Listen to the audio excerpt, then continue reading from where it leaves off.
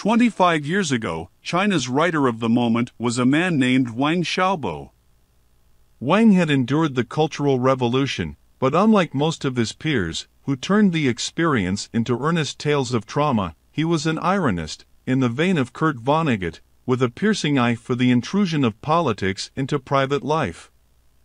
In his novella Golden Age, two young lovers confessed to the bourgeois crime of extramarital sex. We committed epic friendship in the mountain, breathing wet steamy breath. They are summoned to account for their failure of revolutionary propriety, but the local apparatchiks proved to be less interested in Marx than in the prurient details of their epic friendship. Wang's fiction and essays celebrated personal dignity over conformity, and embraced foreign ideas from Twain, Calvino, Russell as a complement to the Chinese perspective. In The Pleasure of Thinking, the title essay in a collection newly released in English, he recalls his time on a commune where the only sanctioned reading was Mao's Little Red Book. To him, that stricture implied an unbearable lie. If the ultimate truth has already been discovered, then the only thing left for humanity to do would be to judge everything based on this truth. Long after his death, of a heart attack, at the age of 44, Wang's views still circulate among fans like a secret handshake. His widow, the sociologist Li Yinhe, once told me, "I know a lesbian couple who met for the first time when they went to pay their respects at his gravesite." She added, "There are plenty of people with minds like this." How did Wang become a literary icon in a country famed for its constraint? It helped that he was adroit at crafting narratives just oblique enough to elude the censors. But the political context was also crucial. After the crackdown at Tiananmen Square in 1989, the Communist Party had risked falling into oblivion behind its comrades in Moscow. It survived by offering the Chinese people a grand but pragmatic bargain, personal space in return for political loyalty. The party leader Deng Xiaoping broke with the orthodoxy of the Mao era. He called for courageous experiments to ensure that China would not be like a woman with bound feet. Soon, UN.G.O.S were lobbying for the rights of women and ethnic minorities, and foreign investors were funding startups, including Alibaba and Tencent, that grew into some of the wealthiest companies on earth. Young people were trying on new identities. I met a Chinese band that played only American rock, though their repertoire was so limited that they sang Hotel California twice a night. Above all, the party sought to project confidence. Deng Xiaoping's successor, Jiang Zemin, visited the New York Stock Exchange in 1997, rang the opening bell, and boomed, in English, "I wish you good trading." For 2 decades after Deng Xiaoping made his deal with the people, the party largely held to it. The private sector generated fortunes, intellectuals aired dissent on campuses and social media, the middle class traveled and indulged. When I lived in Beijing from 2005 to 2013, the social calendar was punctuated by openings, concert halls, laboratories, architectural marvels. At a celebration for a new art museum, an international crowd peered up at a troupe of Spanish avant-garde performers dangling from a construction crane, writhing like flies in a web. Just another evening in what a writer at the scene called the unstoppable ascension of Chinese art. When I return to China these days, the feeling of ineluctable ascent has waned. The streets of Beijing still show progress, armadas of electric cars glide by like props in a sci-fi film, and the smoke that used to impose a perpetual twilight is gone. But, in the alleys, most of the improvised cafes and galleries that used to enliven the city have been cleared away. In the name of order, overhead, the race to build new skyscrapers, which attracted designers from around the world, has stalled. This summer, I had a drink with an intellectual I've known for years. He recalled a time when he took inspiration from the dissidents of the Eastern Bloc. 15 years ago, we were talking about Havel. These days, he told me with a wince, people don't want to say anything. By the time we stood to leave, he had drained 4 martinis. The embodiment of this reversal is Xi Jinping, the General Secretary and President, who has come to be known among the party rank and file by a succinct honorific, the core. In the years before Xi Jinping rose to power, in 2012, some party thinkers had pushed for political liberalization, but the leaders, who feared infighting and popular rebellion, chose stricter autocracy instead. Xi Jinping has proved stunningly harsh, though at first he urged young people to dare to dream, and gestured toward market-oriented reforms. He has abandoned Deng Xiaoping's courageous experiments and ushered his country into a straightened new age. To spend time in China at the end of Xi Jinping's first decade is to witness a nation slipping from motion to stagnation and, for the first time in a generation, questioning whether a communist superpower can escape the contradictions that doomed the Soviet Union. At the age of 70, Xi Jinping has removed term limits on his rule and eliminated even loyal opponents. He travels less than he used to, and reveals little of the emotion behind his thinking. There is no public ranting or tin-pot swagger. He moves so deliberately that he resembles a person underwater. Before the pandemic, China's official news often showed him amid crowds of supporters applauding in stilted adoration. The clips circulate abroad with the mocking caption "West North Korea," but at home censors vigilantly guard Xi Jinping's honor. A leak from a Chinese social media site last year revealed that it blocks no fewer than 564 nicknames for him, including Caesar, the last emperor, and 21 variations of Winnie the Pooh. Unlike Deng Xiaoping and Jiang Zemin, Xi Jinping has never lived abroad, and he has become openly disparaging about the future of the U.S. and its democratic allies, declaring that the East is rising and the West is declining. He does not mask displeasure at the occasional run-in with a free press. On the sidelines of a G20 summit last year, he complained to the Canadian Prime Minister, Justin Trudeau, "Everything we've discussed has been leaked to the papers, and that's not appropriate." In the exchange, captured by a Canadian television crew, she flashed a tense smile and demanded mutual respect, adding, "Otherwise, there might be unpredictable consequences." Year by year, Xi Jinping appears more at home in the world of the man he calls his best and closest friend, Vladimir Putin. In March, after the International Criminal Court issued an arrest warrant for the Russian president on war crimes charges, Putin hosted Xi Jinping in Moscow, where they described relations as the best they have ever been. Clasping hands for a farewell in the doorway of the Kremlin, Xi Jinping told Putin, "Right now there are changes, the likes of which we haven't seen for 100 years, and we are the ones driving these changes together." Putin responded, "I agree." In China, as in much of the world, you can tell a lot about a place by its bookstores. For years, readers in Shanghai, the nation's most cosmopolitan city, had Jifeng Monsoon, which opened in 1997, just as Wang Xiaobo was breaking through. It was the city's undisputed liberal outpost, where even the most esoteric speakers drew a crowd. But in 2017 the public library, which owned the building, cancelled the lease, citing increased regulations on state-owned property. The owner, Yu Miao, scouted new sites, but, every time, the landlord got a call and Yu Miao was turned away. He ultimately realized that Jifeng can't get a foothold. Even the farewell party, to sell off the last books, was plunged into darkness by sudden equipment maintenance. Buyers kept shopping in darkness, using cell phones as flashlights. Today, nobody would dare try to open a store like that. Measuring a nation's mood can be difficult, especially in China, which doesn't allow independent polling, but there are indicators. In America, when the 1970s brought inflation, gas lines, and turmoil in the Middle East, the public mood could be read on the roadways. The car industry still calls the sluggish, boxy aesthetic of those days the malaise era. Ask Chinese citizens about their mood nowadays, and some of the words you hear most are mamang and jasan, bewildered and frustrated. As in America, China's changing temper partly reflects economic concerns.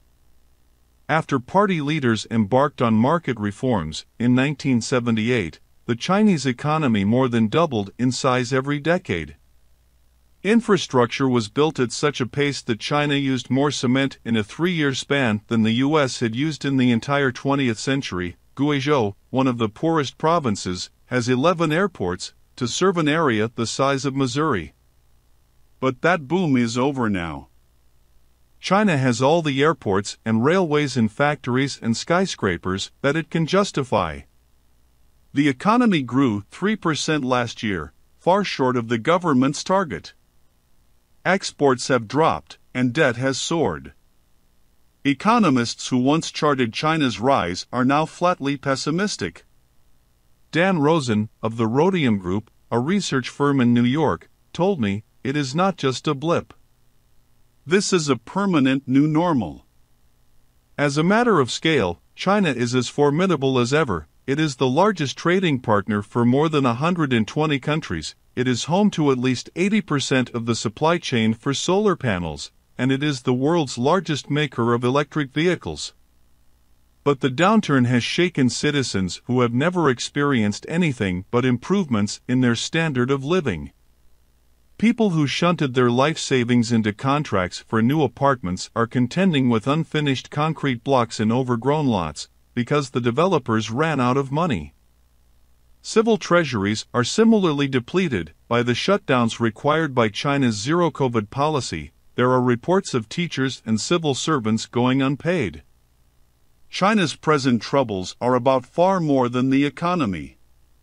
For decades after Deng Xiaoping and his peers put their country on a path of reform and opening up, his successors have reversed course, in politics and in culture. For ordinary Chinese citizens, that reversal is as jarring as it would have been for American homesteaders if the U.S. had retreated from the frontier. Jörg Wuck, the President Emeritus of the European Union Chamber of Commerce in China, who has lived there for more than 30 years, told me China always had comeback stories. But not now. He recalled addressing a roomful of students at Peking University. I said, "Who among you is optimistic?" It was 1/3, which means 2/3 are pessimistic at the best university in China. There's this feeling of, what are we here for? Over the summer, in visits to China and to émigré communities abroad, I interviewed several dozen people about their work and private lives, their sense of the direction in business, art, and politics. I was surprised how often they spoke about Xi Jinping without uttering his name. A single finger flicked upward can suffice, because the subject is at once ubiquitous and unsafe. To a degree I've rarely encountered, many asked to have their identities disguised. Most of all, I was struck by how many people have come to doubt that China will achieve the heights they once expected. The word I use to describe China now is grieving, an entrepreneur told me. We're grieving for what was an exceptional time. The party has taken steps to obscure problems from foreign inspection, overseas access to corporate data and academic journals has been restricted, scholars are warned not to discuss deflation, and, in stock market listings, lawyers have been told to cut routine suggestions that laws could change without notice. Instead, they are to use the phrase from time to time. Officially, China is encouraging foreign companies and scholars to return, but an expanded anti-espionage law puts a vast range of information off limits, including documents, data, materials, or items related to national security and interests. Authorities have raided consultancies with long histories in China, including Bain & Company and Mintz Group, a due diligence firm that said 5 of its Chinese employees had been detained. The space for pop culture, high culture, and spontaneous interaction has narrowed to a pinhole. Chinese social media, which once was a chaotic hive, has been tamed, as powerful voices are silenced and discussions closed. Pop concerts and other performances have been cancelled for reasons described only as force majeure. Even stand-up comics are forced to submit videos of jokes for advance approval. This spring, a comedian was investigated for improvising a riff on a Chinese military slogan, "Fight well, win the battle," in a joke about his dogs going crazy over a squirrel. His representatives were fined $2 million and barred from hosting events. Into the cultural void, the party has injected a torrent of publishing under Xi Jinping's name. 11 new books in the first 5 months of this year, far more than any predecessor ever purported to write, collecting his comments on every topic from economics and history to the lives of women. Jeremy Barm, a prominent historian and translator, calls it Xi Jinping's empire of tedium. Here is one of the great cultures of succinct telegraphic communication, and it has ended up with this tsunami of logorrhea, Barm said. The system is fumbling in search of an answer to the big question: can Xi Jinping's China still manage the pairing of autocracy and capitalism? What do you do with an economy that can't deal with unemployment created by mismanagement? Barm asked. What do you do with people who feel their lives are aimless? He said, they don't have a system that can cope with the forces they've unleashed. Late one Saturday night in Beijing, I met friends at a hole-in-the-wall called Shao Choir, a small piece, to hear a lineup of local bands. During the day, the bar doubled as a recording studio, turning out retro-chic plastic cassettes.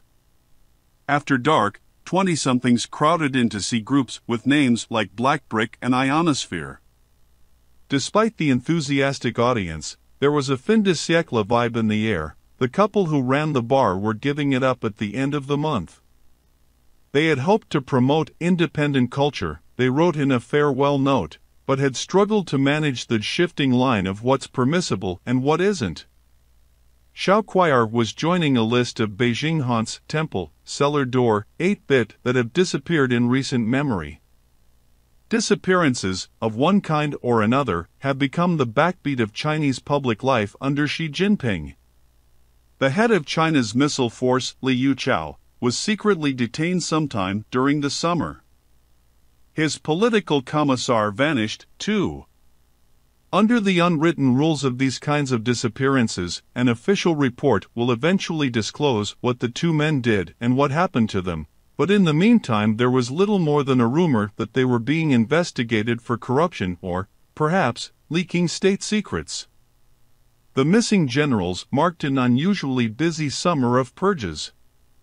China's foreign minister, Qin Gang, last seen shaking hands with a Vietnamese official at a meeting in Beijing, vanished at around the same time. His disappearance attracted attention. Among other tasks, he had been involved in delicate dealings with the United States over Taiwan and over access for businesspeople and students. A spokesperson initially said that Qin was gone for health reasons, but the ministry cut that statement from the official transcript and took to saying that it had no information on him. In Washington, where he had previously served as ambassador, I used to meet him occasionally. He was a smoothly pugnacious presence, who liked to boast of how many American states he'd visited. 22, at the highest count. The last time I saw him, he was about to visit St. Louis, where he would throw out the first pitch at a Cardinals game, and was nervously preparing by studying videos on YouTube. In Mao's day, a purge within the party required skilled technicians to excise a comrade from photos. In the digital age, it is easier. Entries on Qin vanished from the foreign ministry's website overnight. But the references to the minister were restored when the change attracted attention abroad, and during my visits this summer everybody was still talking about him. Some theories were grim. Word is he got the bullet, a man in Shanghai said, over coffee. Others were outlandish. One businessman picked up my audio recorder, held it behind his back, and leaned in to whisper, "I heard he slept with Xi Jinping's daughter." But most people offered versions of the same story. Qin, who was married, had an affair that produced a child born in America, exposing him to blackmail by foreign intelligence services. Since 2012, when Xi Jinping launched an anti-corruption campaign that grew into a vast machine of arrest and detention, China has investigated and punished 4.089 million people, according to an official report from 2021. Some of the disappeared eventually go on trial in courts that have a 99% conviction rate. Others are held indefinitely under murky rules known as double restrictions. The disappeared hail from every corner of life. Dong Yuyu, a newspaper columnist, was arrested last year while having lunch with a Japanese diplomat, and subsequently charged with espionage. Bao Fan, one of China's best-known bankers, vanished in February, though his company later reported that he was cooperating in an investigation carried out by certain authorities. In September, Rahil, a prominent Uyghur ethnographer who had been missing for almost 5 years, was found, by a human rights group, to be serving a life sentence on charges of endangering national security. In addition to the disappearances, the deepening reach of politics is felt throughout daily life. Early this year, the party launched a campaign to educate citizens on what party literature habitually refers to as Xi Jinping thought on socialism with Chinese characteristics for a new era. All manner of institutions, laboratories, asset management firms, banks, think tanks are expected to make time for regular lectures, followed by the writing of essays and the taking of tests. Some business executives report spending a third of the workday on thought work, including reading an average of 4 books a month. A microchip engineer at a university lab told a friend, "Going to meetings every day literally eats away at the time for scientific discoveries." The overall effect is a revival of what the late sinologist Simon Lees called the lugubrious merry-go-round of communist ritual, and a culture of deliberate obfuscation that he likened to deciphering inscriptions written in invisible ink on blank pages.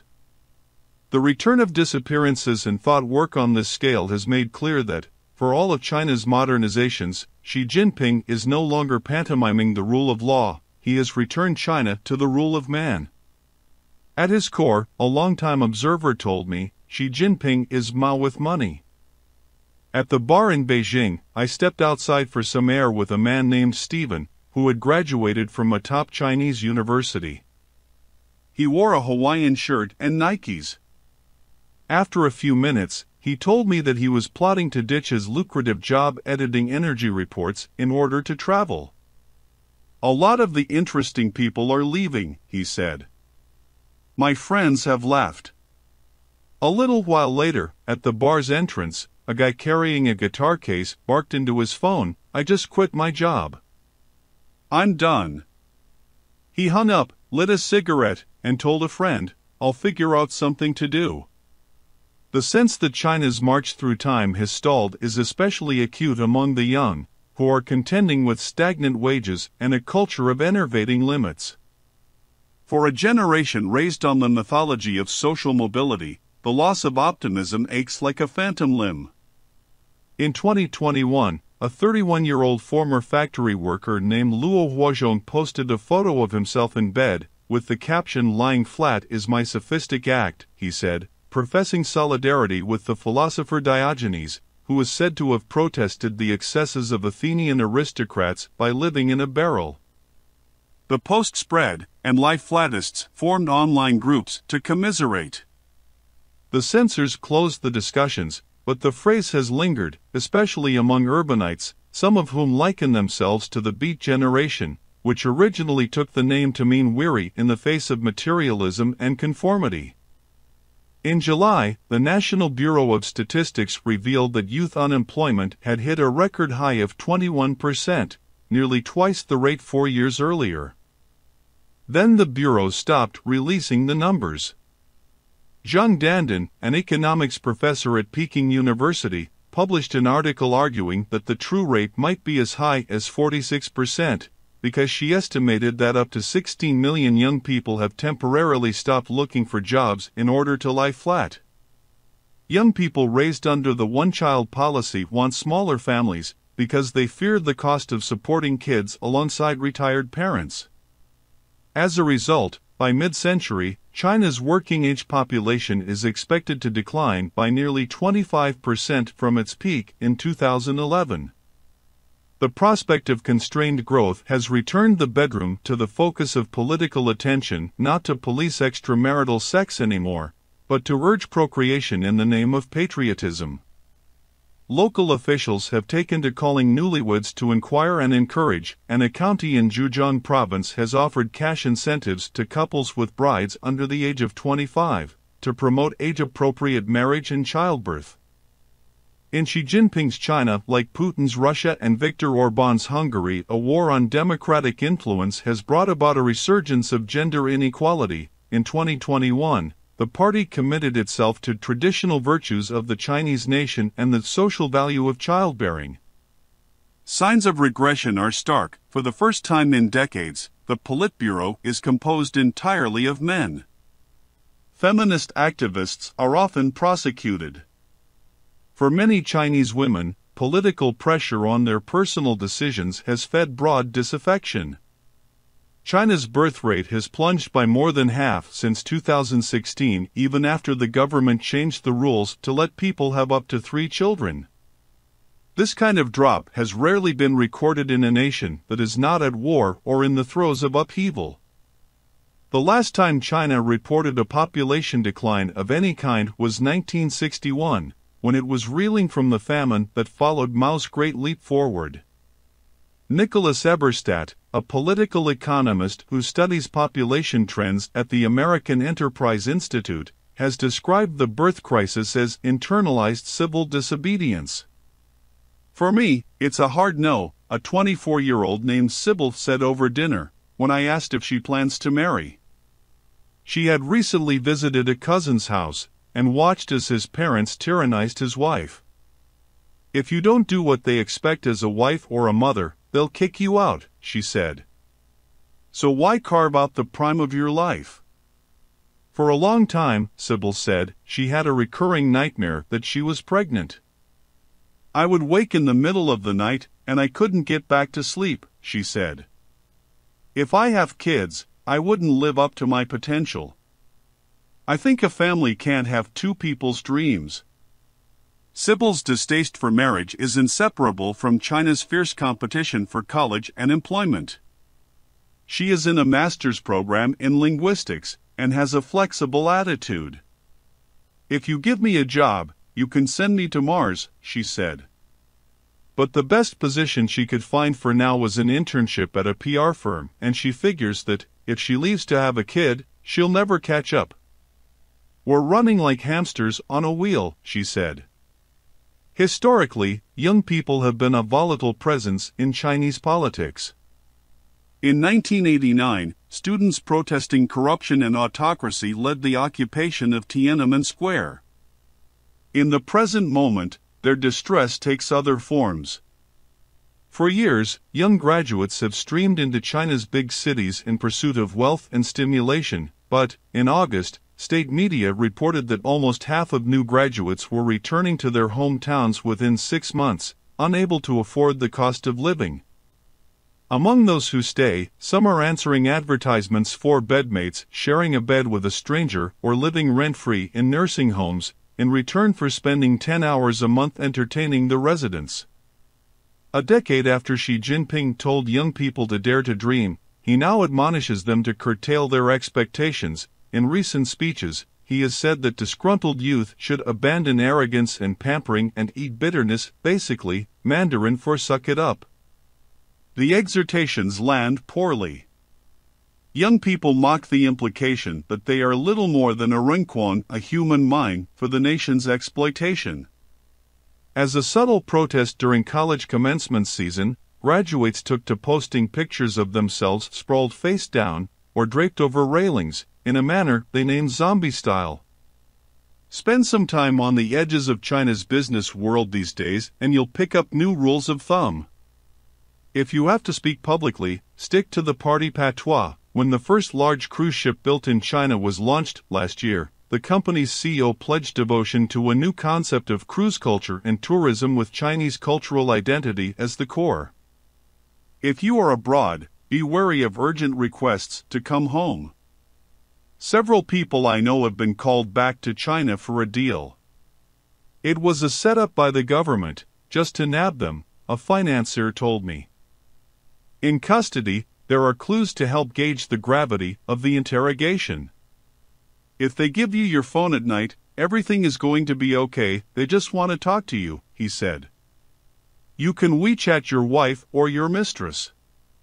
But, if investigators keep your phone from you, the odds are you are a target, not a source. It is difficult to overstate how much Xi Jinping has shaken China's private sector.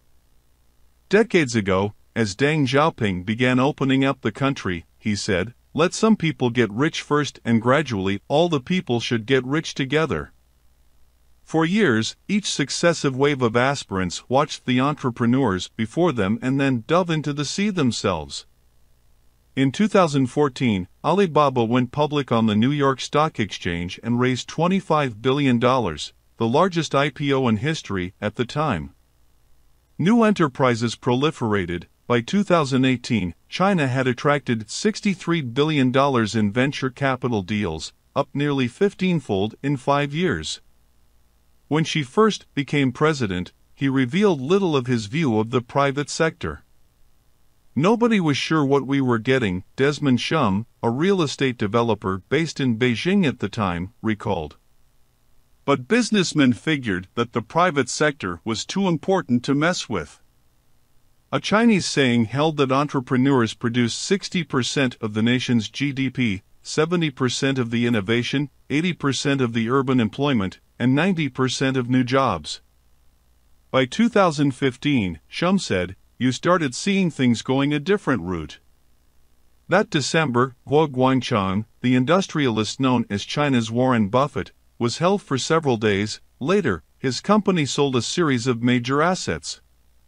In 2017, Xiao Jianhua, a billionaire with ties to politicians, was taken from his apartment at the Four Seasons in Hong Kong in a wheelchair, with a sheet over his head. His disappearance went unexplained until last August, when authorities announced that he had been imprisoned for embezzlement and bribery. But it was only in 2020 that the risks became truly evident.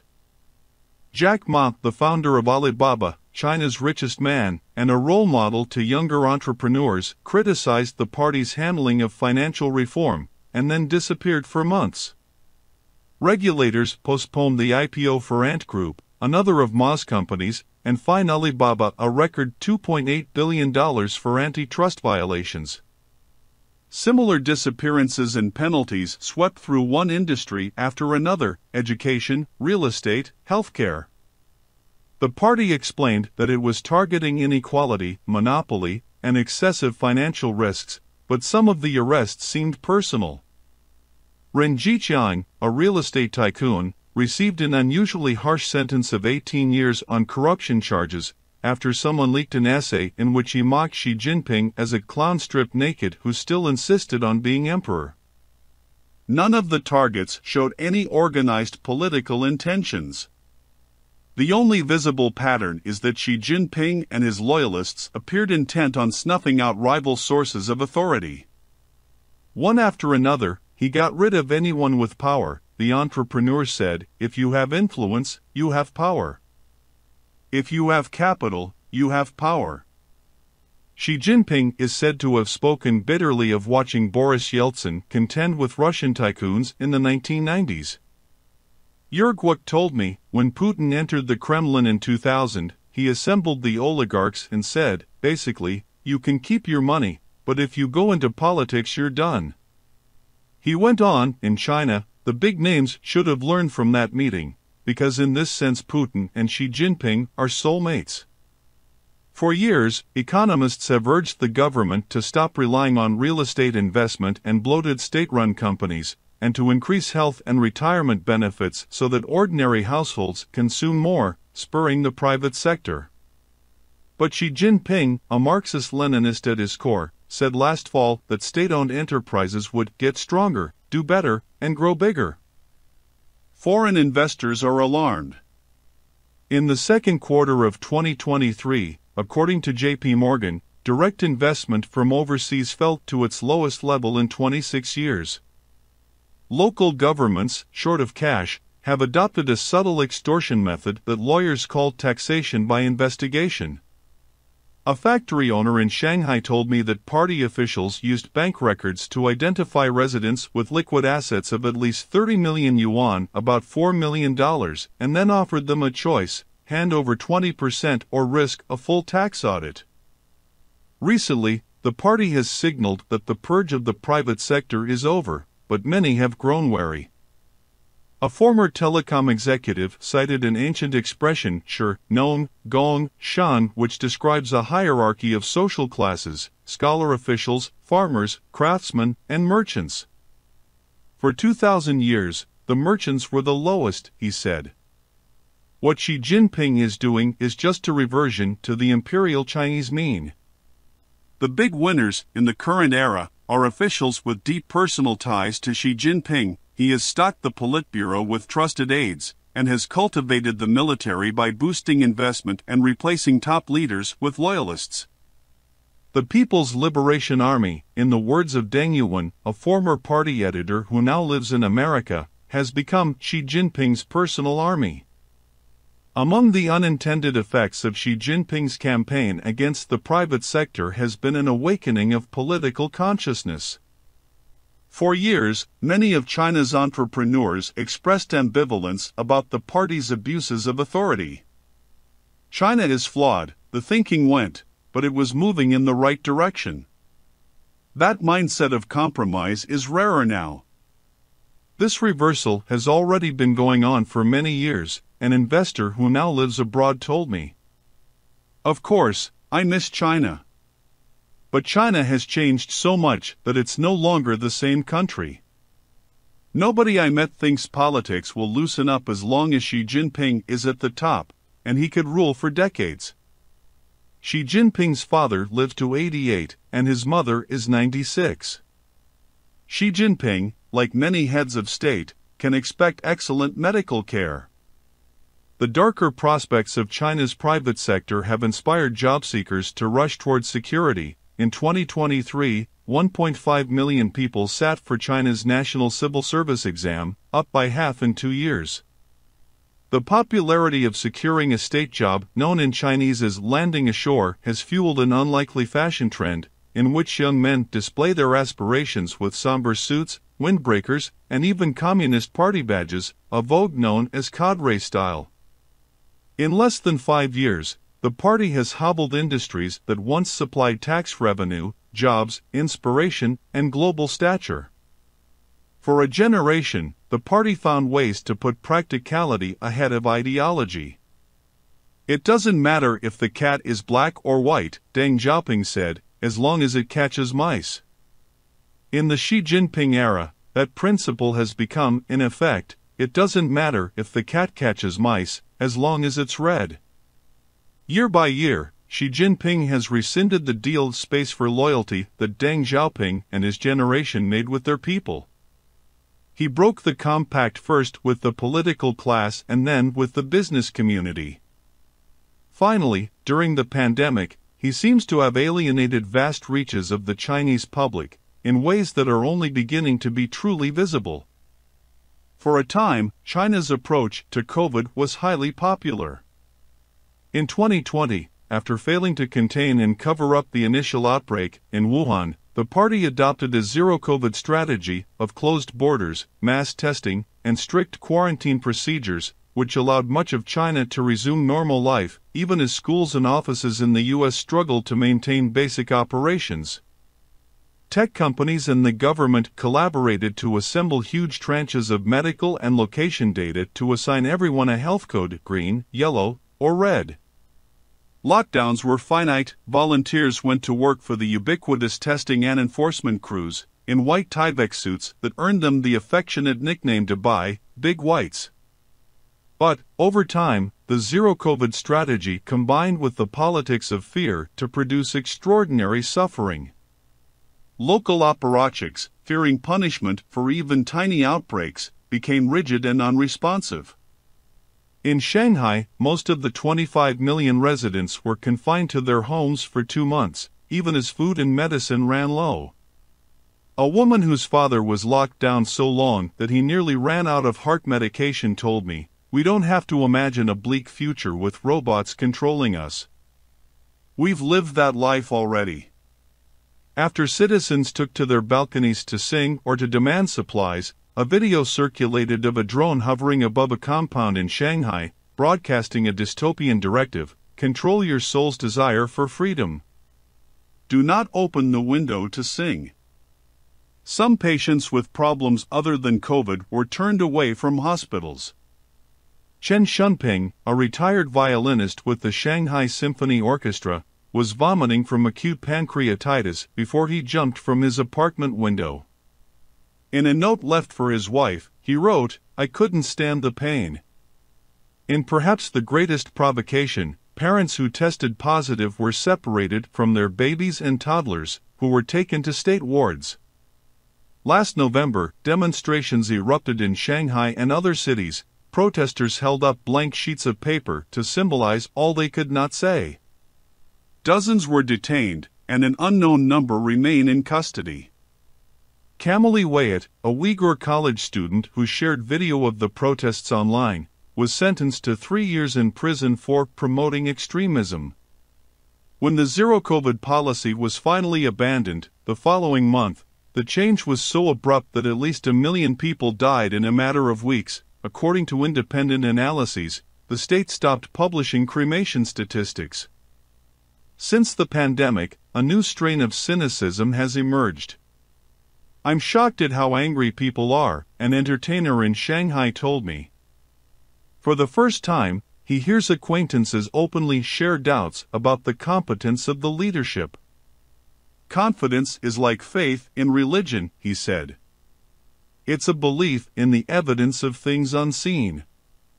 I visited a respected writer who works at the foot of a crooked alley, in a hideaway almost entirely overtaken by books.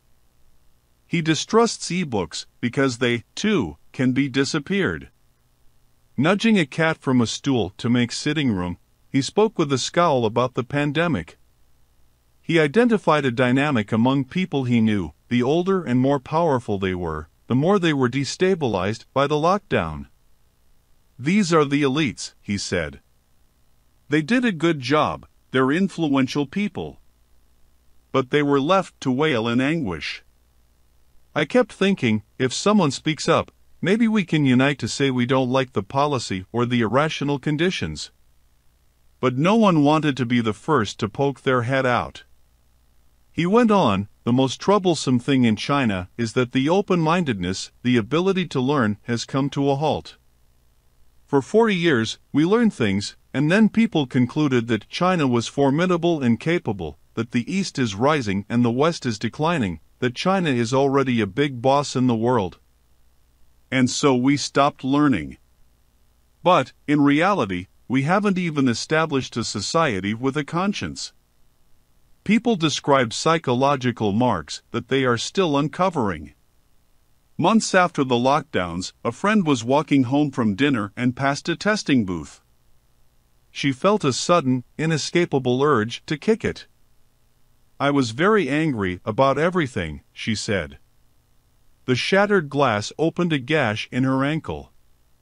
Blood spilled out, and, to make matters worse, she suddenly remembered the surveillance cameras. "I was so afraid," she told me. "Am I going to get in trouble?" Visiting the hospital felt risky, but the bleeding was too heavy to ignore. She made up a story about bumping into a glass wall, and by dawn she was bandaged up and limping home, her shoe caked in blood. She is left with a long scar snaking up her ankle, and the persistent remnants of the rage that triggered her outburst. "Subconsciously, it's never going to be gone," she said. She spends much of her time these days trying to find a way to emigrate. In 2018, online discussions in China started to feature a Mandarin neologism, Ruinxue, the art of running. When Shanghai went into lockdown, the saying took off. Tencent, a tech platform, reported a surge of people searching the phrase "conditions for emigrating to Canada." Authorities were displeased. The Immigration Department announced plans to strictly restrict the non-essential exit activities of Chinese citizens. But people found ways out. More than 300,000 Chinese moved away last year, more than double the pace of migration a decade ago, according to the United Nations. Some are resorting to extraordinary measures. In August, a man rode a jet ski, loaded with extra fuel, nearly 200 miles to South Korea. According to rights activists, he had served time in prison for wearing a t-shirt that called China's leader Hitler. Others have followed arduous routes through a half-dozen countries, in the hope of reaching the U.S. Some take advantage of Ecuador's visa-free travel to enter South America, and then join the trek north through the jungle of the Darien Gap. This summer, authorities at America's southern border reported a record 17,894 encounters with Chinese migrants in the previous 10 months, a 13-fold increase from a year earlier. For years, wealthy Chinese argued that they had more to gain by staying than by leaving, but many have changed their minds.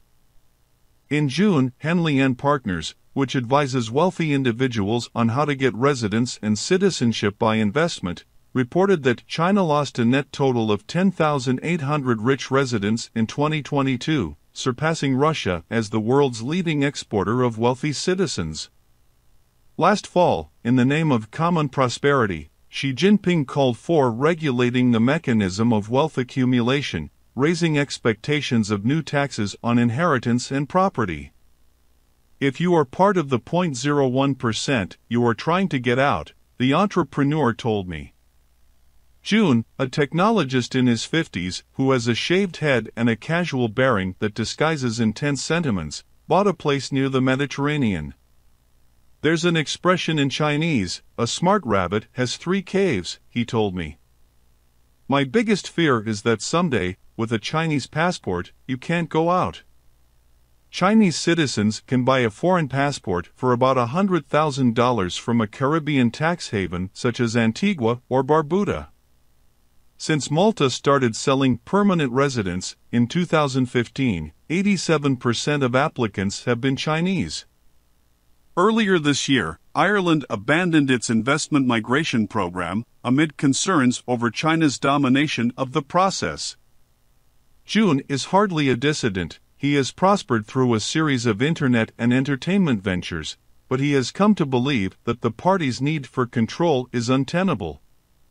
By choking off private life and business, it is hastening a confrontation which June sees as painful but necessary.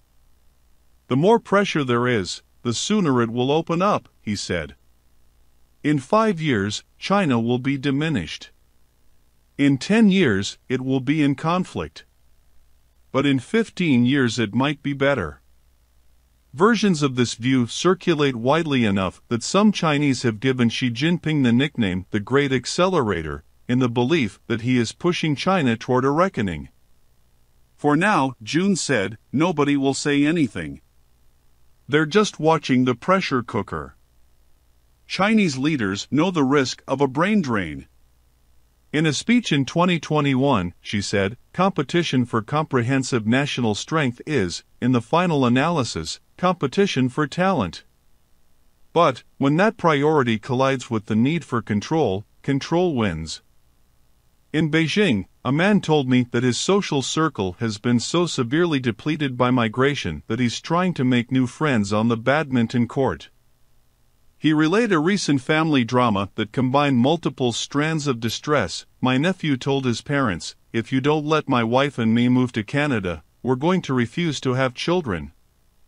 David Lesperance, a former lawyer who helps wealthy clients leave China, said that inquiries tend to increase after a high-profile disappearance. One of his first clients was a member of a prominent Shanghainese family, he told me. This guy said, look, my family's lived through the emperor, the Taiping Rebellion, the Boxers, the Japanese, the nationalists, the communists. He said, our family motto was, no matter how good things are, we always keep a fast junk in the harbor with a second set of papers and some gold bars. Well, the modern equivalent of that is second passports, second residences, and second bank accounts. Chinese citizens are generally allowed to convert no more than $50,000 a year into foreign currency. There are workarounds, though. An underground network known as Feiqian, flying money, lets you put money into a local account and retrieve it abroad, minus a fee. For larger sums, people rely on bogus invoices sending, say, $1 million for machine parts that cost $100,000. In August, police arrested the head of Shanghai's largest China-US immigration company, the Walian Overseas Consulting Group, and accused her of collecting RMB in China and issuing foreign currencies abroad, a signal that Chinese authorities are wary of an outflux of cash. When I visited Singapore this summer, Calvin Chang, a local businessman with close ties to Chinese elites, told me, Singapore is a refugee camp for these people. He said, they eat the same food, speak the same language. They don't feel like second-class citizens here. Chinese émigrés have taken to calling it Singapore County, as if it were another district of China. In 2022, the state registered 7,312 corporate entities with Chinese owners, up 47% from the previous year. The wealthiest migrants congregate on the Tony Island of Sentosa, where villas rent for $35,000 a month. There have been so many new arrivals in rich neighborhoods that one Chinese resident told me they would just be hopping from house to house and toasting each other. The press in Singapore tracks the movements of prominent Chinese businesspeople, including Zhang Yiming, the founder of TikTok's parent company, ByteDance, and Liang Xinjuan, a founder of Fosun, the conglomerate that was pressured to sell off key assets. A significant number of the founders of Alibaba are here, Cheng told me. But they all keep a low profile.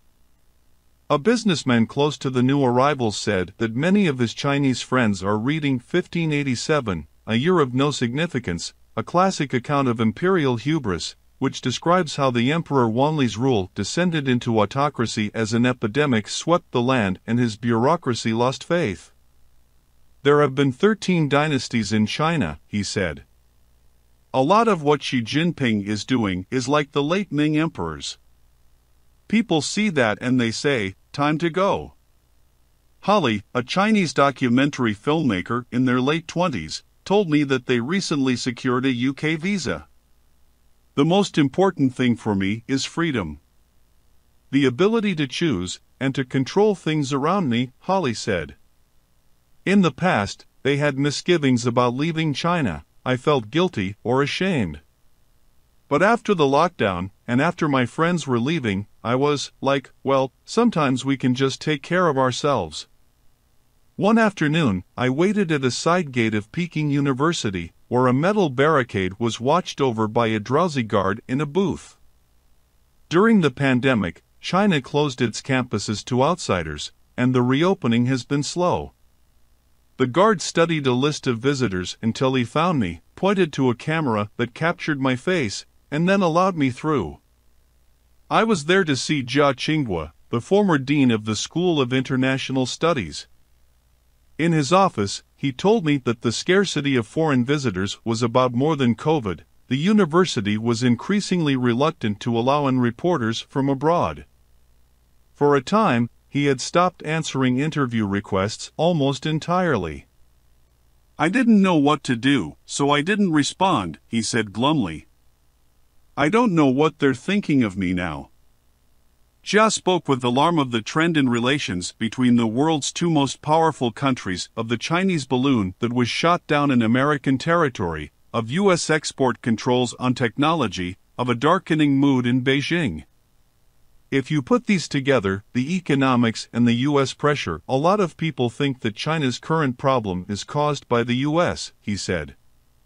Jia suspects that American politicians jockeying for the toughest approach to China could heighten the chance of a violent confrontation. By early next year, we'll have the U.S. presidential race in full steam, he said. People are very pessimistic. The feeling is mutual.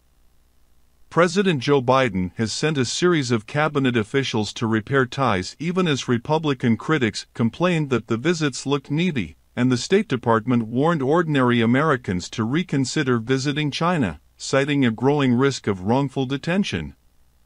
In Washington, the mutual antipathy fuels a daunting question: is a stagnating China more likely to end up at war with America, or less? The answer may depend on the trajectory of the economic decline. Economists generally agree that the boom years are over, but they disagree even within the same institution about how bad things will get. At the Peterson Institute for International Economics, the China specialist Nicholas Lardy expects slow but steady growth. He points out that imports are recovering and internet companies are hiring again, and that the property slump has not undermined the financial system. The banks can weather that hit, he said.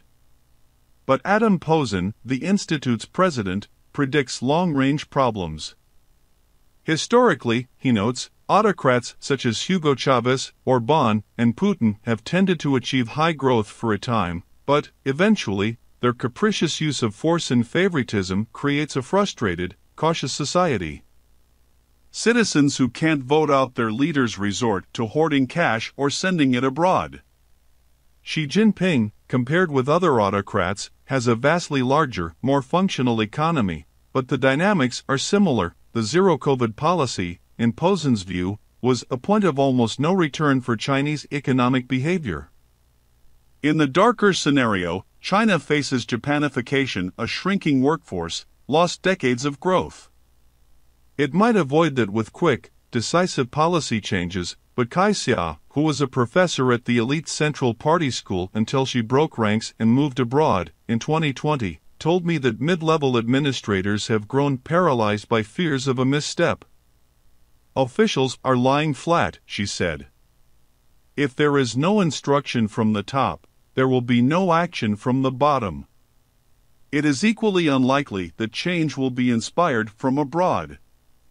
A Chinese diplomat recently told me that the government was annoyed by Westerners preaching reform. We will stick to our plan, he said. The Chinese are stubborn, he added, smiling tightly. Principles are more important than tangible benefits. The economist Su Chenggang told me that he regards the party's current leaders as political fundamentalists who are blind to the risks of doctrinal rigidity. Su won China's top economics prize in 2013, and 4 years later left his post at Tsinghua University, where a climate of ideological stricture has set in. He is now a researcher at Stanford. During the boom years, China made rapid gains in technology using foreign investment and training, as well as rules that required technology transfer. But the U.S. has narrowed those channels. New export controls cut off China's access to advanced chips, and Biden issued an executive order that bars investors from funding Chinese development of AI. In response, Xi Jinping has repeatedly declared China's ambition to achieve self-reliance and strength in science and technology. Su is skeptical. In the U.S., you have a jungle of free competition, dozens of laboratories competing. No one knows what is going to work, he said. But the communist regime will not allow for this. That's the key issue.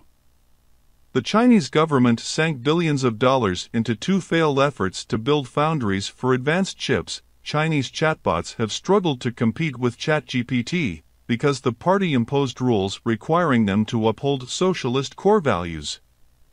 If you ask ErnieBot, a Chinese version of ChatGPT, whether Xi Jinping is pragmatic, it replies, "Try a different question." In Washington, the ascendant view, in recent years, has been that Xi Jinping will respond to slower growth with greater aggression, including a possible invasion or blockade of Taiwan. In a 2022 book, Danger Zone, the scholars Hal Brands and Michael Beckley popularized a theory called Peak China, which holds that the country is losing confidence that time is on its side, and might risk a war to make nationalism a crutch for a wounded regime. A related view, popular among Chinese abroad, is that Xi Jinping might attack Taiwan to elevate his status at home and to insulate himself against revenge for his brutality. But the diversionary war theory faces skepticism from some experts on China's military. M. Taylor Fravel, the director of MIT's Security Studies program, who conducted the first comprehensive study of China's territorial disputes, told me, not only did China not engage in diversion during periods of economic shock or unrest, it often became more conciliatory. When China was isolated after the massacre at Tiananmen Square, Deng Xiaoping told colleagues to be calm, and more calm, and he repaired troubled relationships with Indonesia, Singapore, South Korea, and Vietnam.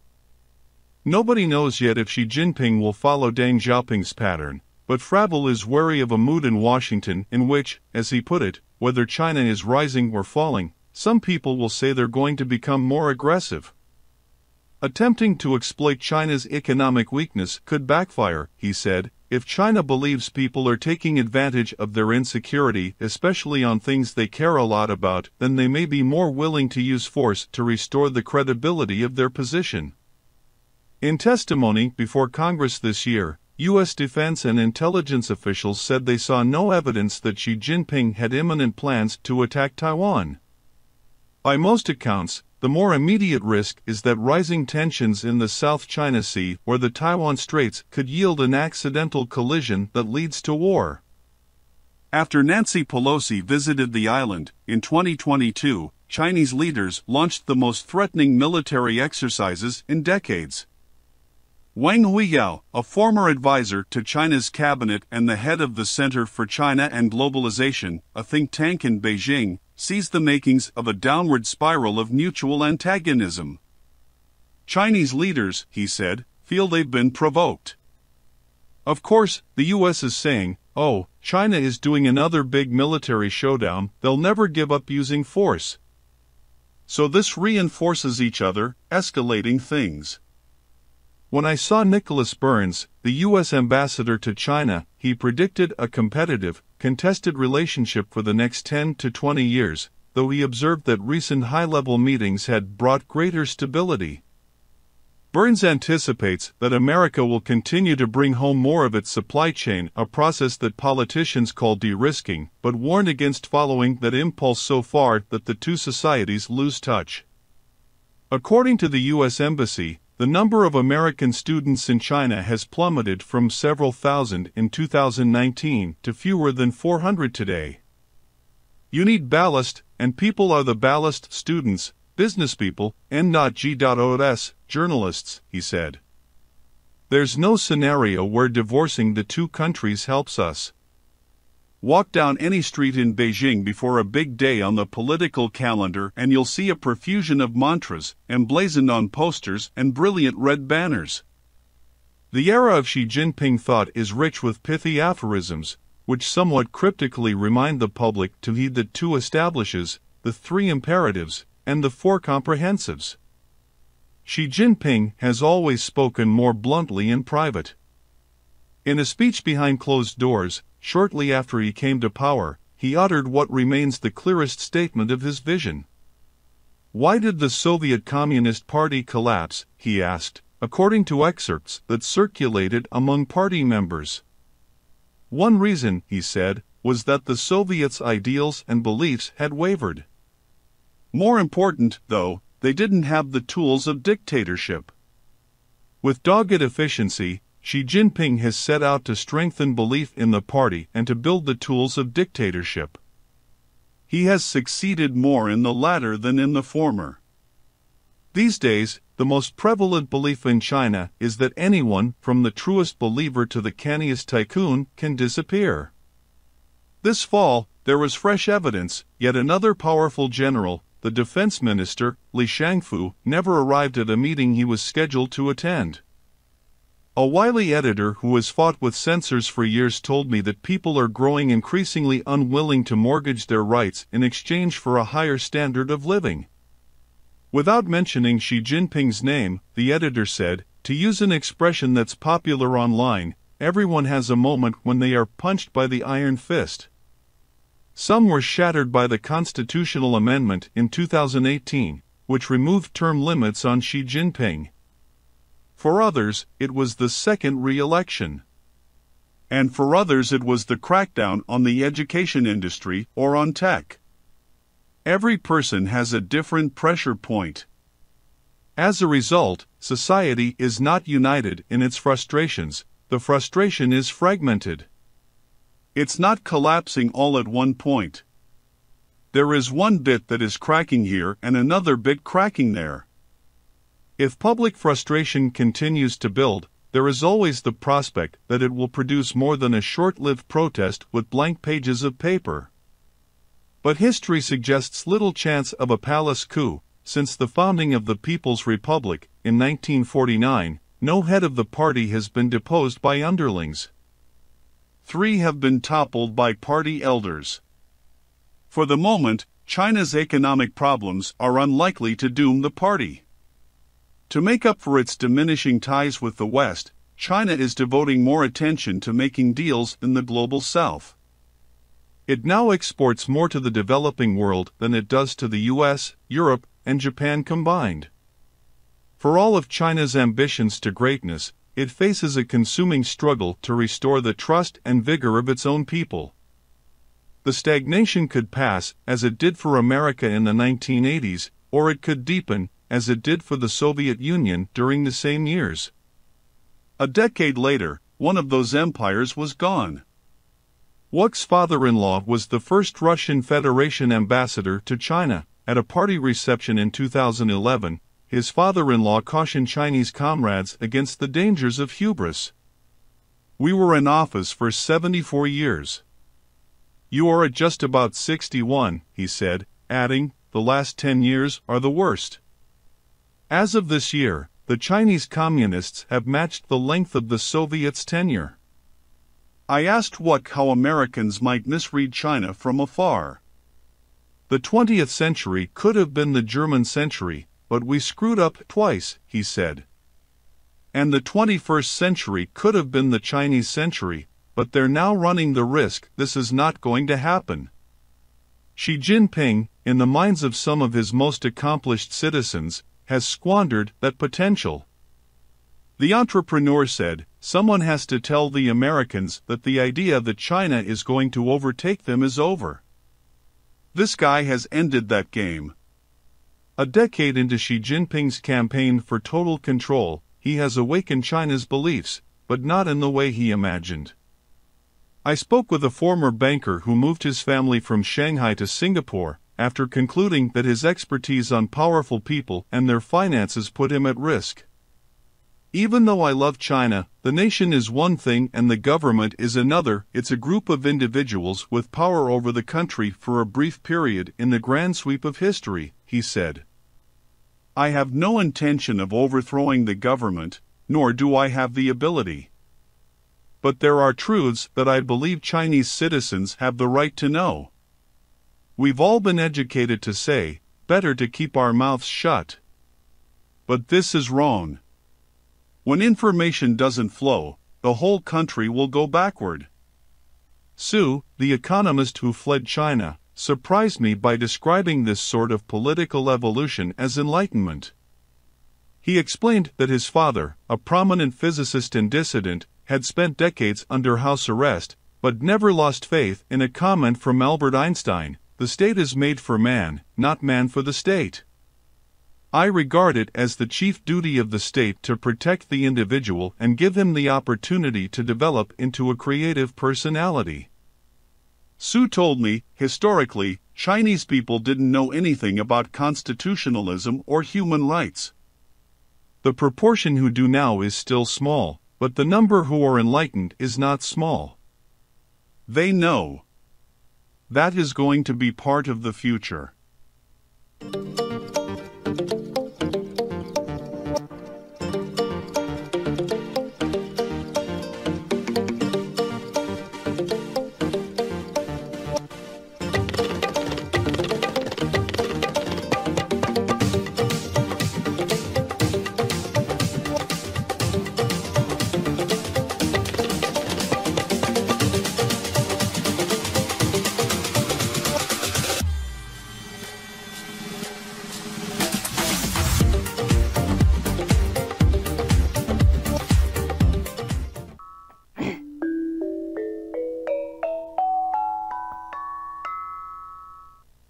观众朋友们好，感谢大家来到今天的思想先驱报节目现场。思想先驱报啊，每周与大家见面一次。那么在这一次节目中呢，我们希望能够跳出当天最热点的新闻话题，针对新闻背景本身，或者是近期在智库以及呢一些新的出版商发布的针对有关于中国的新书上，为我们的网友朋友们进行更多的介绍，以弥补平时我们为大家播报新闻、讨论时事所留下的这一块空白。当然了，思想先驱报这个名字呀，显得有一点自大，我们也不敢说自己就是思想的先驱。只不过呀，现在在很多的智库以及很多的出版物中我们经常能够看到一些新颖的观点，与平时我们关注新闻时候的这样的一个热点和角度会有所不同。我们也希望在这一档栏目中，针对这些文章为大家进行有益的补充。在今天在书籍推荐这个环节中，我们特别要为大家介绍的是欧译文Evan Osnos。那么这个名字大家会非常的熟悉。此前他在中国生活了相当长的一段时间，并且撰写了一本书，叫做《中国野心时代》，或者叫做《中国雄心时代》。那么这一本书呢，后来是获得了普利策奖。欧译文先生现在是《纽约客》的一位记者，平时呢作品不是非常的多，但是今天呢，欧译文先生又重新出版了一篇有关于中国的长篇力作报道。这一篇文章的题目叫什么呢？叫做《中国萎靡时代》，或者叫做《中国迷茫时代》，似乎是与之前的那一本《野心时代》形成了某一些对比。欧译文先生在这一篇文章中采访到了中国社会各阶层的人士，一方面呢是惊讶于中国在过去几十年里经济发展所取得的成就，特别是在电动汽车、新能源等方面，不仅仅是大大超越了中国自己的经济体量，让很多国际似乎是比中国在科技创新领域更有优势的国家，也是觉得望洋兴叹，似乎一时半会儿堵也堵不住，赶也赶不上。但是另外一方面，通过与各行各业的人的采访，通过对于中国各阶层人物的访问，欧译文先生也发现了这样一种普遍存在的迷茫心态，就是这个国家到底何去何从？眼下我们遇到的问题到底是暂时的，还是整个国家其实已经在我们不注意的时候悄悄发生了某一种实质性的改变？那么这一篇文章可以说伦理细节十分的清晰文理细节十分的清晰，与平时我们看到这种短平快式的新闻报道不同，既有很强的故事性、可读性，也非常之强。那我们也在第一时间请我们导播对这篇文章进行相关的整理，并且呢会在今天节目为大家带来，希望大家可以喜欢。除了欧译文先生的这一篇文章之外今天我们要为大家谈到的是另外一个非常具有争议性的话题，叫做一带一路。在上周在北京举办了一带一路新的10年庆典活动。一带一路这样的一个当时是习近平创出来的词，又成了国际新闻关注到的焦点。一带一路到底如何评价？10年一带一路到底是功大于过，还是过大于功？这个万亿的成本花出去了，到底能不能够物有所值？所有这一些都是我们媒体人争论的焦点。而今天我们要着重为大家推荐的是《金融时报》的一篇长篇报道。在读了有关于一带一路的各种学术性的文章、一带一路的各种新闻报道之后我觉得《金融时报》的这一篇文章可以说是力度相当之深，同时也讲出了一带一路计划背后的更多复杂性和多面性。在上周在北京举行的一带一路10年庆典会议上当时习近平针对嘉宾有一个演讲，他引述一句话，叫做赠人玫瑰手有余香，助人就是助己，似乎呢是把一带一路项目包装成了这样一个对外做好事这样的一个项目。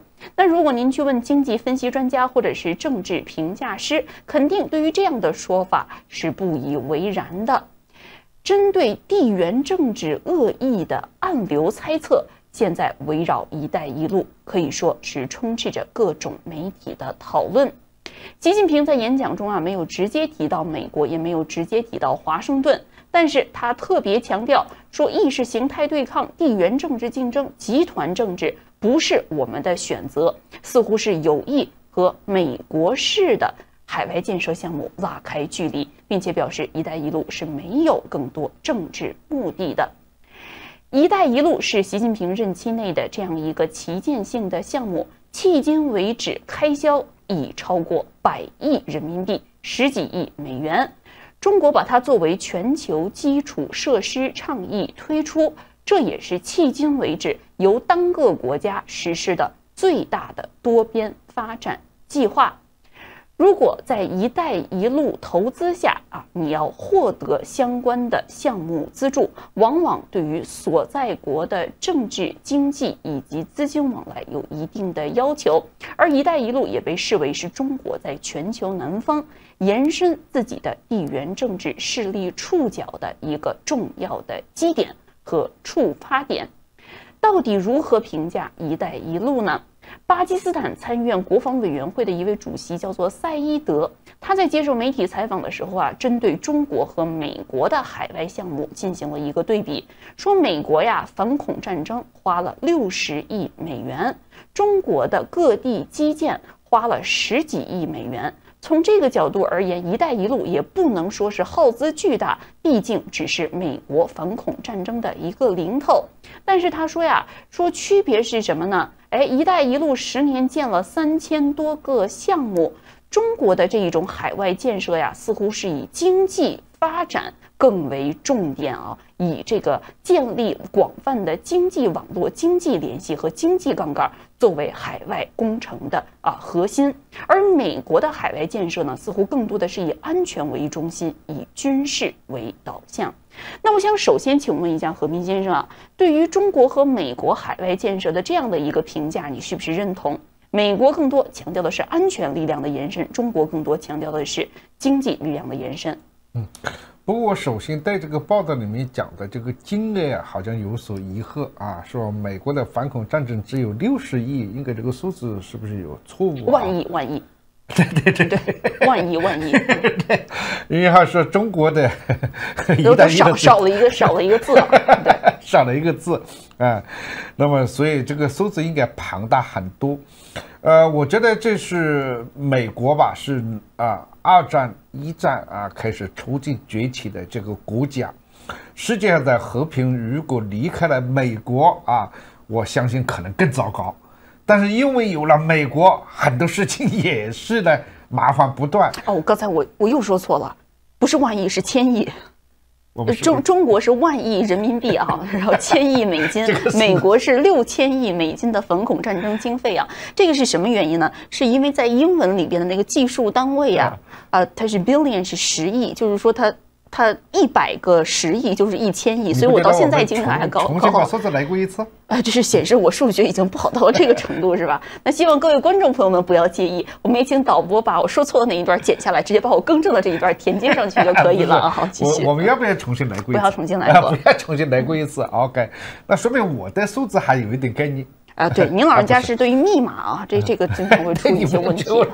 您是个位数的问题，我经常是几千亿的没错。几千亿对。我觉得，但是呢，美国还是通过他们的组织比如说美国这个主导的银行，对全世界的发展中国家的贫困也给了很多的援助帮助了很多的基本建设。说美国完全只是为了安全考虑不考虑到这些贫困发展中国家，我觉得也是不公平的。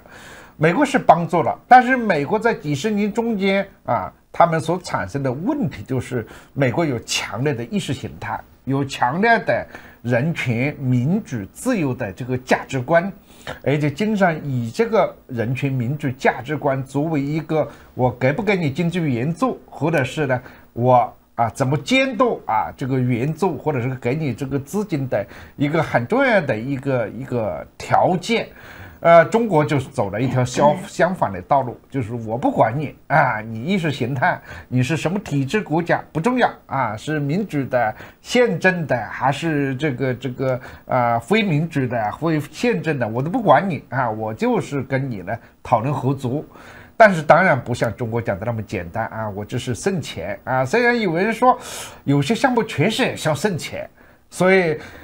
有一位对一带一路很熟悉的在非洲在中东有很多商务有自己企业的一个朋友这个昨天就跟我说，他说啊，我想了半天啊，看了你们周六8点啊，王继先教授啊，以前不是也采访过啊？那么曾经呢，就一带一路啊做过访问啊，那个节目引起很好的反响。周六8点这个节目中间，现在也引起很好的反响，甚至有些学术机构说，能不能把有些片段剪出来给他们作为这个学术研究使用。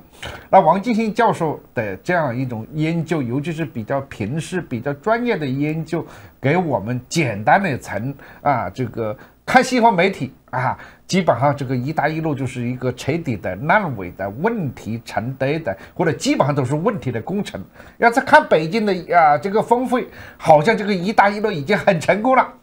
已经彻底成功了，现在进入了革命的另外一个阶段啊！这两方面的看法都是太简单、太偏颇，两方面都存在都意识形态。其实比较一下中国和美国的这样一个给发展中国家都是处于一个动力，或者是处于一个想法，就是说这些发展中国家一方面他们的贫困是一个我们共同需要面对的问题。我觉得美国是这样，其实中国也是这样。你不能说只有美国有这个想法，中国没有这个想法那么，但是呢，两方面的这个出发点其实有一点也是隐藏都没有说的，就是美国的价值美国的利益也通过这些语言做得到延伸。那中国就更加是这样。因为美国早就已经是一个全球性的大国，而中国很长时间只是一个区域性的国家，而且这区域性国家很长时间是个农民式的国家一个内在的国家，一个温饱自己都没有解决的国家。所以它有了钱之后，有了产能之后，它怎么去发展？其实有时候他也是很迷茫的正如这个讲欧岳文的这个文章里面一样的。那么他去进行这个一带一路也是没有经验的，但是呢，这个里面的体制性特征和中国人的特征都在一带一路里面反映出来了。一方面呢，你可以反映出中国人的勤奋，中国人的脚踏实地，中国人做的工程确实非常之多。但是另一方面也可以反映呢，作为一个政治体制的本身的这种夸大或者荒唐，或者是空洞就是陈某的意识形态，陈某的很多的腐败甚至陈某的很多宏大的叙事，但是这种没有落实下去好，谢谢何明先生的介绍那《金融时报》这一篇文章之所以我非常的喜欢，就是因为它就脱离了这样的一种叙事本身，讲了一个具体的案例，就是巴基斯坦和中国的中巴经济走廊。其中呢，既讲出了中巴经济走廊做成了很多单靠巴基斯坦一国之力不能够完成的项目本身，但同时也对这个项目中出现了各种各样的问题进行了一个很具体化的介绍。因此今天呢，我们在节目中特别为大家推荐。当然了，我们首先说这个一带一路倡议我们要评价它好坏，也给它一个计分卡哪一些方面是你得分的，哪一些方面是你失分的。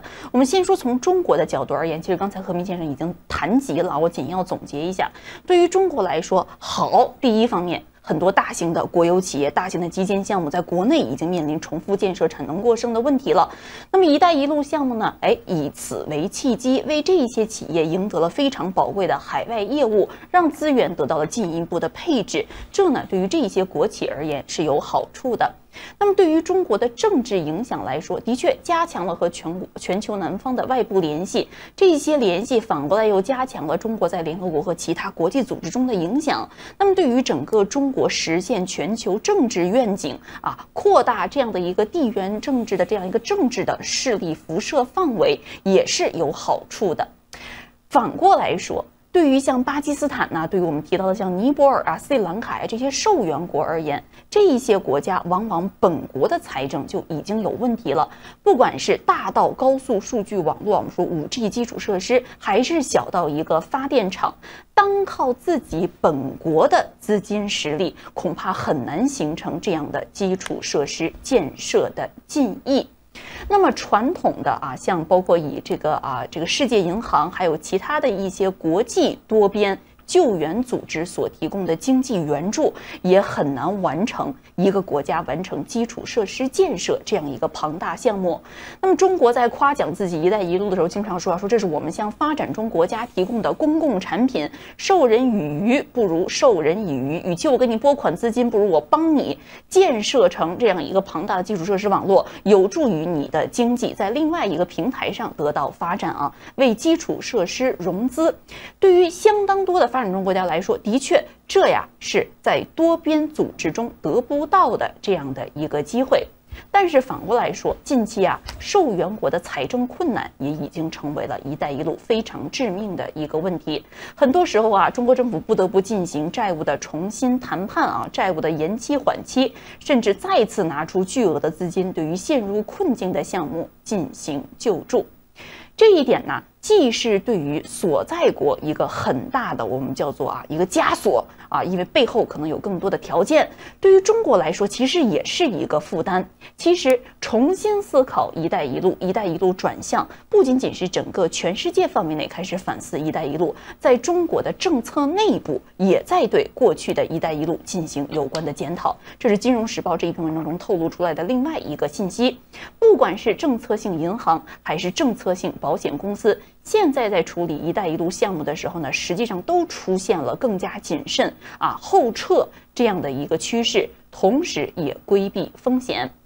过去我们提一带一路全是溢美之词，现在在提一带一路的时候，强调的是什么呢？绿色一带一路，可持续发展的一带一路，小而美。言外之意就是过去有一些大而丑的项目，现在就不能再搞了。不是所有的海外基建最后都会为中国带来成功所以这一点反思，我觉得《金融时报》这篇文章点得很到位在中国内部也有对于一带一路过去这一种方式的很多的改进的这样的一个方案。有一家著名的国防情报公司叫做 James， 专门为《金融时报》编制了有关于一带一路的数据。而《金融时报》的记者呢，特别关注到的就是中巴经济走廊。习近平在7月份的时候曾经称赞说，这个中巴经济走廊是一带一路的重要旗舰。但是如果我们仔细看到 James 的这一份数据中描述的中巴经济走廊的情况，我们就发现实际情况其实可能更多面也更复杂。40%的项目大大小小多多少少遇到了麻烦，具体的麻烦大小还不太一样，有的是地方腐败，有的是成本超支，有的呢是资金短缺，有的是对于当地的生态环境造成了破坏。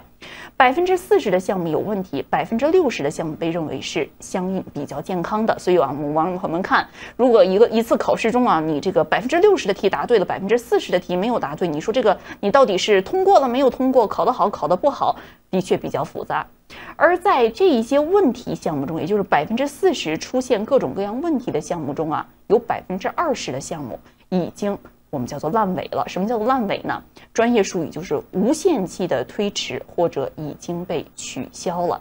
而这一些烂尾的项目中，往往有一个特点是什么呢？就是越大的项目，越野心勃勃的项目，越是一掷万金的项目，往往越容易烂尾。据 James 数据统计大概有一半的庞大的高速公路和水电项目、采矿项目和铁路项目已经遇到了麻烦。但是也有一些项目帮助当地解决了非常严重的问题，比如塔尔煤电厂。塔尔煤电厂价值10亿美元，还有其他13个大大小小的能源项目，可以说作为中巴经济走廊的重要基石，帮助巴基斯坦这一个亚洲最穷困的国家之一解决了非常严重的电力的短缺问题。还有呢，就是在大城市之间的一些新的高速公路也被认为是效益成果比较好的，因为这一些大城市之间往往是有商业往来的需求，传统的土路泥路那会大大增加交通和做生意的成本，建了这一些公路往往是收益大于这样的成本本身。还有就是光纤电缆，山区城镇从来没有过现代通信，但是现在由于中国所建立的这一些通信网络，在巴基斯坦这样一个贫困边缘的地方，很多地方人也能够享受到现代通讯带来的生活便利。巴基斯坦当地的一位叫做这名字比较难念叫做吉拉尼，这是一家咨询公司的董事说呀，中国在能源领域引入的外国投资，就相当于之前的25年巴基斯坦在包括能源在内的所有行业获得的外国直接投资总额。虽然我们看到这样一个数据的比较，过去25年全世界所有国家对于巴基斯坦所有项目集中起来的资金总额，不如“一带一路”这个中巴经济走廊在能源一个领域对于巴基斯坦进行的外部投资，的确是砸重金下重手，也实现了对于巴基斯坦在之前根本没有办法想象的这样的一个项目的建设。但是总体而言，不管是北京也好，还是巴基斯坦也好，现在都更多的看到了这样的建设项目可能会存在的问题。2015年当时立下愿景的时候，认为新的基础设施可能会帮助巴基斯坦成为全球制造业中心。那我们看几年过去了，巴基斯坦离全球制造业中心恐怕还差得太远。有一位巴基斯坦前官员也向《金融时报》透露说我们之前是希望不仅仅是因为我们建了一个铁路就完了，我们还希望中国在你们建设的这一些经济特区进行一些投资，帮助巴基斯坦带动当地的就业，然后再出口，这样就把整个巴基斯坦不仅仅是基建，也把我们的就业市场和对外出口这个市场给带活了。结果是什么问题呢？基础设施是建设了，但是投资者就是不来巴基斯坦这个巴基斯坦建立的这一些经济特区，每一个特区都眼巴巴的等着自己成为下一个深圳，结果等了一年又一年，发现自己原来还是巴基斯坦的这个小城市，没有产生生产和销售这样的后续的经济的收益，就让这个成本显得有一点过大。这可能说是巴基斯坦经济走廊最大的缺陷。国企以及中国国家领导的项目是钱是借出去了，基础设施是建起来了，原来没有电现在有电了，原来没有信号现在有信号了。但是本来这些基础设施之所以叫基础设施，是因为可以引发后续的更多的蓬勃发展的商业活动，结果现在导致的是只有基础设施没有后续的商业活动。中国的私营企业始终是缺乏进入巴基斯坦投资的动力，也很少有中国企业真的是表现出在当地投资设厂的兴趣。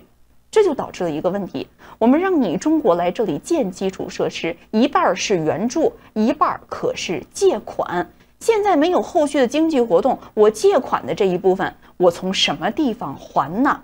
因此这个问题就成了可以说是非常具有代表性的问题。国企一脚踏在前，私企后脚却没有跟上，导致只有建设没有效益。当然了，巴基斯坦的相关的负责人也说说这个事情呢，你也不能说是中国的错，也不是完全就是中巴经济走廊的问题。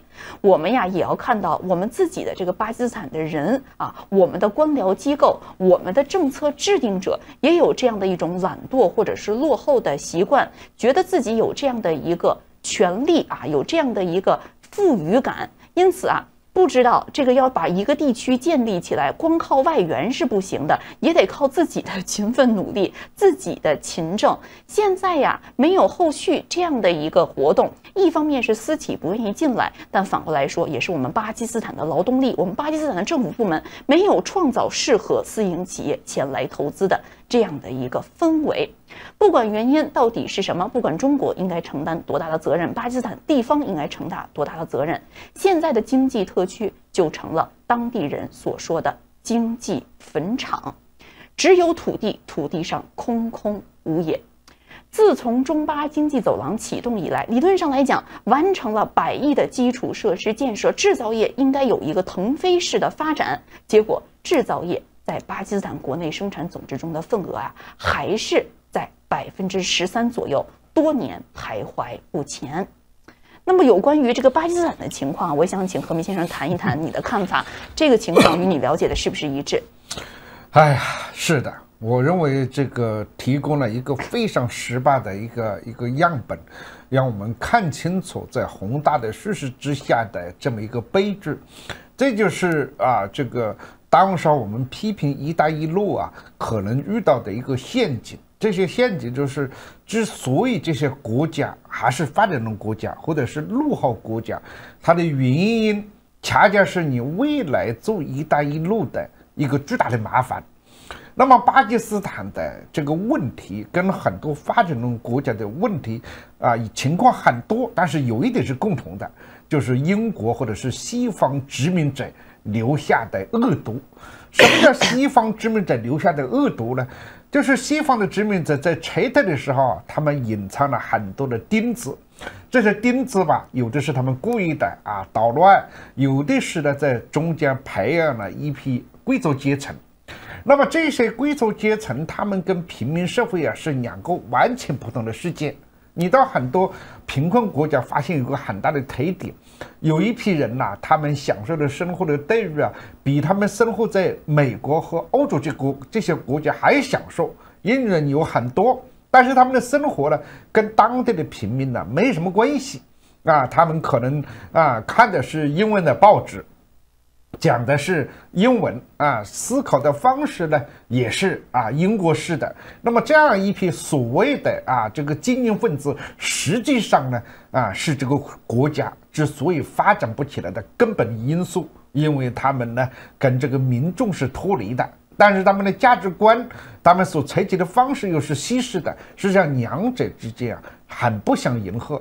巴基斯坦、印度孟加拉，他们很多的这种国家，即使包括南美都有很多这种问题，这当然是一个非常大的一个话题。但是不管怎么样，巴基斯坦自己的人民也有很大的责任，自己的其他的精英分子也有很大的责任。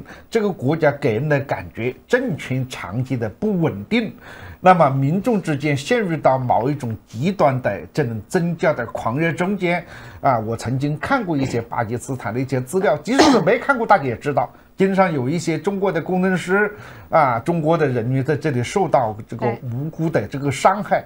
你说这样一种恶劣的环境呢，谁敢去这就是我们要说到的第二个问题抱歉，一带一路之所以受到挫折，还有另外一个问题，就是中国对于这一些地方本身当地的安全状况，其实是存在很大的理解偏差或者是理解真空的。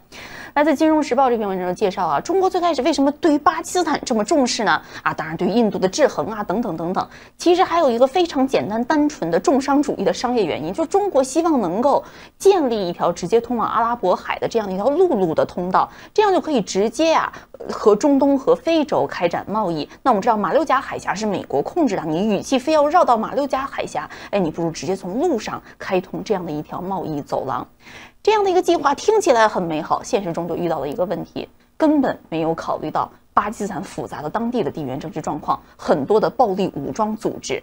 那么近期刚才何明先生提到对于中国在当地的工程师出现了连续的人身攻击事件那么在今年8月刚刚还有这样的一次事件，可以说给整个巴基斯坦的项目建设带来了很大的麻烦，也增大了很多的安全隐患那比如说这个现在有巴基斯坦的这个瓜达尔港一直是中国之前想的卡车运输队的一个拟议的一个出海口，现在根本就是一个闲置状态。为什么呢？就是通向这条港口没有问题，但这个港口沿路的这些高速公路沿线有非常多的当地的暴力武装的存在。那么之前铁道游击队当时中国对于这些情况根本了解的不清楚，结果进去之后才发现这个国家的这个安全状况根本不是想象的这样。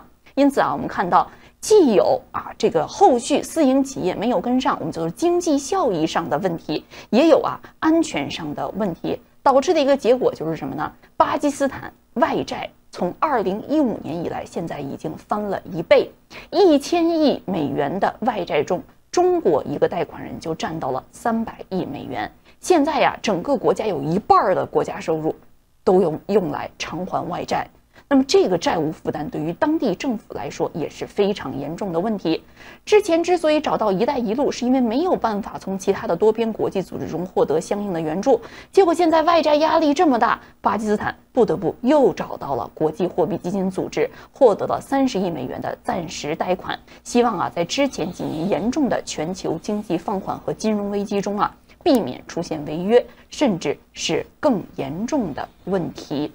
那么所有的项目加起来，“一带一路”中有多少是巴基斯坦这样的类似情况呢？其实数目还相当不少。如果我们看到美国企业研究所的统计数据2013年到2023年这10年期间，9660亿美元的项目中，有将近10%都已经出现了各种各样的困境，还不上款，或者是外债的负担过重，已经给所在国的政府带来了不可负担的财政风险。出现这样问题的时候怎么办呢？其实大多数情况下，中国政府还是不得不以最后贷款人的身份介入，防止这一些国家陷入债务危机。这个情况可能跟我们很多一般如果不了解“一带一路”项目的人的想象是不一样的。那有人会认为中国这些项目是故意让这些国家陷入危机获得更多的地缘政治好处。实际上，从中国的角度而言，你是一个贷款人，你也不希望借款的人还不上钱。特别我们就说这个痛苦的是什么呢？你这个借款人还不上钱，你还得继续给他借钱，因为如果他死了，你的钱也打水漂了。所以现在对于中国来说，很多的时候是不得不重新对于这一些债务进行整理延期，很多项目可能延期之后还是再一轮的延期，永远得不到收益的那一天，但是还是要可以说是咬着牙把这一条血脉继续延续下去。那么这一次“一带一路”10年反观会出现什么样的新的变化呢？之前出现了这样多的问题，地缘政治方面的问题，安全隐患的问题，经济效益的问题。目前我们看到是中国方面对于“一带一路”的运作方式有了方向性的转变。